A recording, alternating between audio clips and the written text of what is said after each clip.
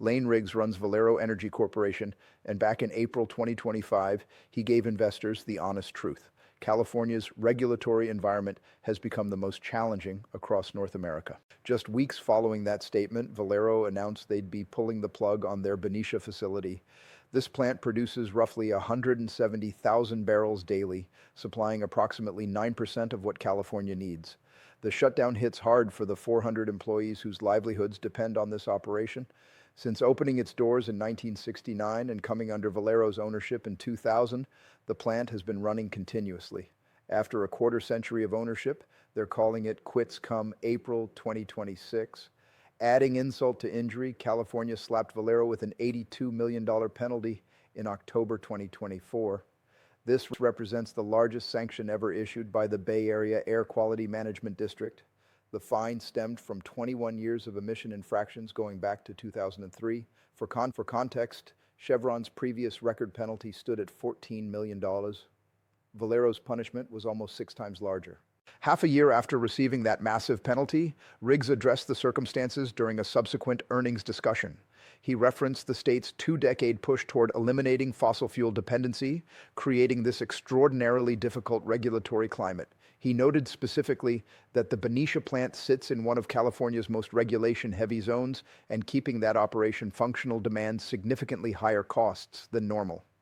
Valero actually recorded a massive $1.1 billion impairment hit for their California operations. This signals these assets have suffered a permanent value reduction, not merely a temporary decline. Of that staggering $1.1 billion figure, $900 million applied exclusively to Benicia. The facility, which required hundreds of millions in investment, has now lost $900 million in worth. A billion-dollar value destruction from a single site is truly mind-boggling. During the first quarter of 2025, the corporation posted an overall loss of $595 million, with $530 million directly attributed to refining operations. Their refining profit margins fell almost 30% compared to the previous year. Riggs provided additional details about their obstacles, emphasizing again that keeping Benicia operational was drastically more expensive than preferable. In executive language, this translates to millions in annual excess expenses. The cost comparison is quite revealing when examining maintenance requirements. Something requiring $5 million in Texas might balloon to $8 million in California. The recent sequence of events paints a clear picture. Regulators imposed the $82 million penalty in October, and between November and March, the company evaluated their choices. By April, they reached the difficult decision to declare the facility's closure. While they omitted mentioning that substantial fine in the announcement, there's no question that $82 million fundamentally alters the equation. The Benicia facility's workforce of approximately 400 people consists of highly qualified professionals. With typical earnings of $95,000 annually, these positions include operators, engineers, safety experts, and maintenance personnel. It's quite sobering considering 25 years of critical expertise disappearing. From the municipality's perspective, Benicia depends substantially on Valero. The facility generates 20% of the city's budget, equating to $12 million from a $60 million total. This represents a major portion when accounting for property levies, utility charges, and various business taxes. When Valero departs, that's 1/5 of municipal income simply vanishing. Mayor Steve Young characterized this development as profoundly affecting the whole community, emphasizing the urgency for municipal action since 12 months passes quickly when confronting such an economic crisis. During an earnings discussion, Rich Walsh, Valero's executive vice president, observed that California seemed genuinely interested in preventing the shutdown, but stressed the complexity of the regulatory and policy landscape. This essentially captures how leadership views California operations. It's simply not a worthwhile market.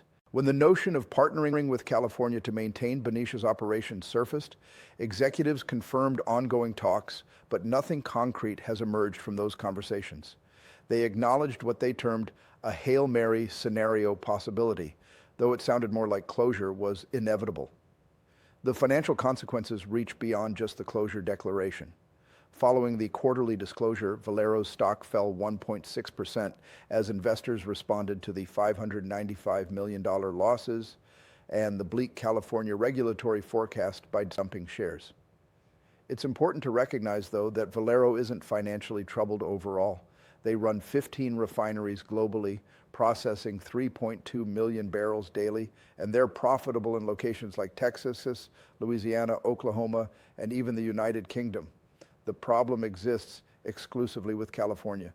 Riggs emphasized that none of this indicates insufficient demand. Californians still require gasoline, diesel, and jet fuel for aircraft. The demand certainly exists. Now let's examine what's transpired with Valero and California's petroleum industry. The chief financial officer, Gary Simmons, recently discussed some difficulties they've encountered and noted that their losses connect to intensive maintenance operations at their facilities. Maintaining operations in California demands considerably more resources compared to elsewhere. Consider that Benicia facility, which has turned into something of a financial drain. And that substantial $82 million fine, that covers violations spanning from 2003 through 2018, 15 years of excessive emissions. The hydrogen infrastructure was releasing more substances than permitted, and inspectors discovered this during a 2019 examination. Valero didn't voluntarily disclose this. They were discovered during the inspection. It truly emphasizes the harsh environment that CEO Riggs referenced, not merely regarding regulations, but also strict enforcement. There's also Travis Air Force Base, which depends on the Benicia facility for jet fuel through a dedicated pipeline.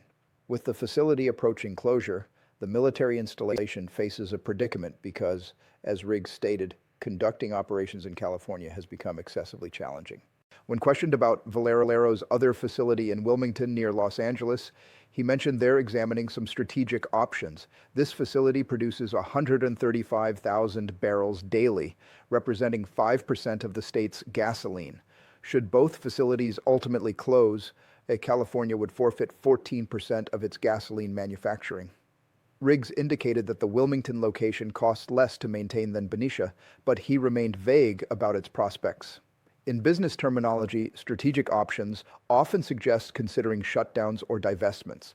This naturally raises concerns. Examining Valero's other installations reveals a striking difference. Their Port Arthur facility in Texas processes 400,000 barrels daily, and their St. Charles facility in Louisiana handles 340,000 barrels, both considerably larger and profitable with expansion plans. Meanwhile, California facilities appear to be deteriorating. Phillips 66 closed their Los Angeles facility in October 2024, and Marathon converted their Martinez location into renewable diesel. Now Valero plans to terminate Benicia, making it 4 significant facility closures or conversions within 5 years. That's 20% of California's refining capacity vanished. The state now imports 30% of its gasoline. Following these closures, that figure might climb to 40%, meaning additional costs since transporting it from locations like Asia or South America increases expenses. California's gasoline prices are remarkably elevated, averaging $4.34 per gallon, while the national average sits at $2.90. It's quite striking. The CEO of Valero, Lane Riggs, clarified during a recent earnings discussion that departing California isn't an abrupt choice. It's been developing for quite some time. Over the past 20 years, the state has promoted policies targeting reduced fossil fuel dependence, and those accumulated obstacles have forced them to this conclusion. Valero dedicated months considering their alternatives, converting to renewable diesel, partially terminating operations, or transferring ownership to another operator, but none of these approaches made economic sense.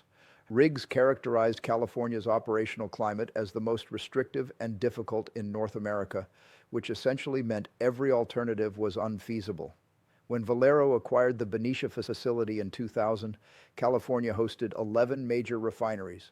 By April 2026, only 6 will remain operational when Benicia ceases operations. It's remarkable that after 25 years of attempting to succeed, Valero has invested hundreds of millions, employed thousands, and paid billions in levies, all to supply 9% of California's gasoline. In exchange, they received the largest penalty ever in the Bay Area and an operational climate that Riggs found unmanageable. Their announcement included the typical corporate courtesies, acknowledging they recognize the consequences this closure brings for employees, partners, and the community, but the implicit message is unmistakable. California has become excessively demanding, excessively expensive, and simply excessively impractical. Other industry companies are certainly watching closely, and if Valero, a dominant force in the refining sector, cannot achieve success in California, then why would anyone else believe they could? When Benicia terminates operations in April 2026, 400 families will be without employment. The city will experience a 20% reduction in its budget, and California will forfeit 9% of its gasoline manufacturing. All because, as Riggs expressed, the state has established the most demanding operational environment.